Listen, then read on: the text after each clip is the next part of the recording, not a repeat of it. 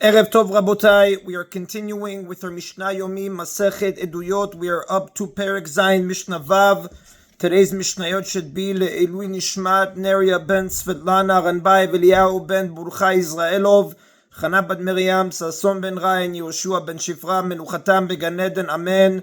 And Le'avdil ben Chaim lechaim v'derefua shelemav, Daniel Shalom ben Rosa, Betoch Shah Cholei Yisrael, and Achlama Merav, Binyamin, Od Zion Chai ben Dvorah.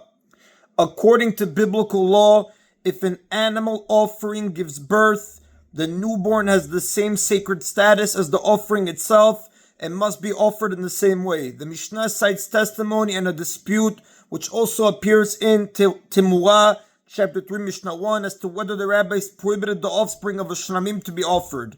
Heid Rabbi Yoshua ve Rabbi Papias al valad shel shlamim she'ikrav shlamim. Rabbi Yoshua and Rav Papias testified that the offspring of a shlamim should be offered as a shlamim. This testimony was needed to support one side in a dispute between Tanaim.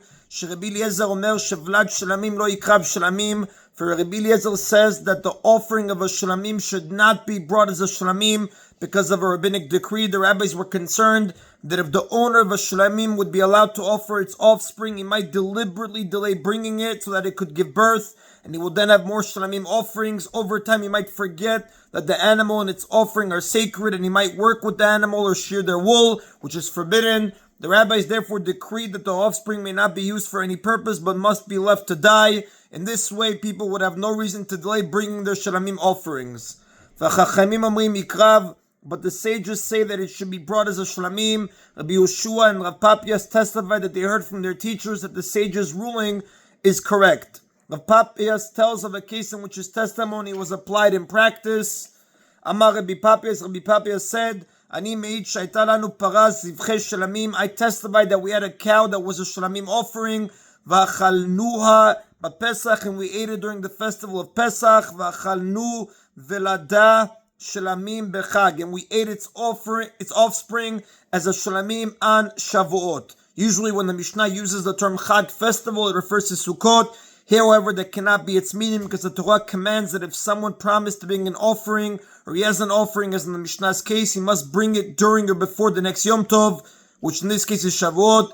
Therefore, Chag festival must mean Shavuot in this context. And that is then of Mishnah Vav. Having cited one testimony given by Rabbi Yeshua and Rav Papias, Mishnah Zayin quotes four more testimonies given by these Tanaim. The first two concern the laws of Tumah and Tara, while the last two are about declaring a leap year. Hem eidu ala ruchot shel nachtomim. They testified about the wooden boards of professional bakers upon which the bakers would put loaves of bread before baking them. Shen tmeot, that they can become tameh. Although these boards were flat, wooden utensils cannot become tameh according to biblical law. Wooden utensils are not able to receive tumah unless they can be used as containers, meaning they are curved or indented in such a way that they can hold things. The rabbis decreed that the boards of professional bakers can in fact become tameh because they resemble vessels. This rabbinic decree applied only to the boards used by professional bakers because only they resembled vessels, whereas boards used for baking at home did not, as the Rav writes in Kelim, chapter 15, Mishnah 2. And it was necessary for the Tanaim to testify to this law, Rabbi Eliezer mitaer, because Rabbi Eliezer ruled that these boards are ta'or, meaning they cannot become tameh. Rabbi Eliezer holds that even the boards used by professional bakers are not utensils at all. The second testimony regarding the laws of Tumah and Ta'ara, Hem eidu al tanur shechatecho chuliot v'natan chol ben chulya lechulya. They testified about an earthenware oven that someone cut into horizontal rings, pieces, and then he reassembled it by piling up the pieces one on top of the other and putting sand between each piece, and he covered the outside of the oven with clay so that it would keep its warmth. Now, a tanur is a certain type of oven that was round and made of earthenware. The law is that if an earthenware vessel becomes tameh and is then demolished, it loses its tumah. Furthermore, the pieces are unable to become tameh later. In the Mishnah's case, someone demolished a round earthenware oven in order to purify it from tumah by cutting it into horizontal rings. He then reassembled the oven by placing the rings one on top of the other. However, instead of putting the rings directly on each other, he put sand between the rings. He then smeared clay on the outside of the oven for insulation. Shu tameh, that the Mishnah says that the oven is able to become tameh because the outer layer of clay connects the pieces of the oven, making it a complete vessel. It was necessary for the Tanaim to testify to this law, Rabbi Eliezer meter, because Rabbi Eliezer holds that such an oven is tahor, it cannot become tameh, for since there is sand between the pieces, they are not connected and the oven is not complete. Now this dispute was at the center of a historic confrontation. Rabbi Eliezer brought proof after proof to his opinion that the oven cannot become tameh, but the sages did not accept them. Rabbi Eliezer even performed miracles to show that he was right. In the final miracle, a voice issued from heaven declaring that Rabbi Eliezer was correct in all of his rulings. In response, the Tana Rabbi Yeshua cited the verse in Dvarim chapter 30 verse 12, Lo b'shamayim, it is not in heaven. Once the Torah was given to the Jewish people, the right to decide the law belonged to the sages, and heaven no longer had a say in the matter. Since most of the sages ruled that the oven was capable of becoming tameh, that was the law. This is like Man Bamitzia, page 59b. The Rav does tell us that Lechad does not follow the opinion of Rabbi Eliezer. The next two testimonies deal with the laws of declaring leap years. Every few years, an extra month is added to the Jewish calendar, making the year 13 months long. In a leap year, the month of Adar, the last month of the year, is repeated. In the times of the Mishnah, the Sanhedrin would decide each year whether that year should be a leap year. This testimony deals with the question of how late in the year the Sanhedrin can make this decision. They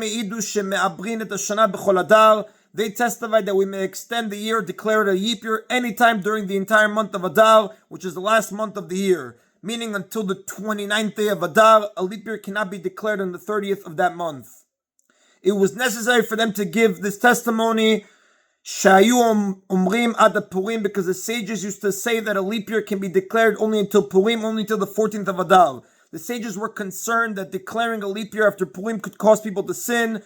30 days before each Yom Tov, scholars would start giving public lectures about the laws of that Yom Tov. They would begin teaching about Pesach and Purim, because Purim falls 30 days before Pesach. And these lectures, the date of the festival would be made known. Therefore, if the Sanhedrin declares a leap year after Purim and sends out messengers to publicize their decision, the people might not believe the messengers because they will put more faith in what they heard at the lectures. As a result, they will observe Pesach a month earlier than they should, and on the actual Pesach a month later, they might eat chametz. To prevent this from happening, the sages decreed that a leap year may not be declared after Purim. According to Rabbi Yeshua and Rabbi Papias, however, there is no basis for this concern because people know that the question of whether to declare a leap year depends on complicated astronomical calculations. Therefore, when messengers arrive after Purim and tell them that a leap year has been declared, they will believe the messengers because they will assume that the court had not completed its calculation until that point. A leap year cannot be declared without the agreement of the Nasi, the president of the Sanhedrin. The next testimony states what may be done if the Sanhedrin wants to declare a leap year, but the Nasi is unavailable. They testify that we may extend the year, declare the leap year conditionally, meaning if the Nasi is unavailable, the court may declare the year a leap year on the condition that the Nasi eventually agrees. And the Mishnah cites an incident in which this law was applied in practice. Rabban Gamliel, and it happened with Rabban Gamliel, who was the Nasi. Shalach litol reshut me'egmon b'Surya v'shalavo, that he went to request permission from the governor in Syria regarding certain communal matters. At that time, Eretz Yisrael was under the rule of the Romans. The Roman governor in charge of Eretz Yisrael lived in Syria, and he was delayed in coming back. In the meantime, the Sanhedrin extended the year on condition that Rabban Gamliel would later agree. When Rabban Gamliel returned, he said, I agree, and it therefore came out that the year was extended. And that is the Rabotai of today's Mishna Yomi. Baruch Adonai Le'olam. Amen v'amen.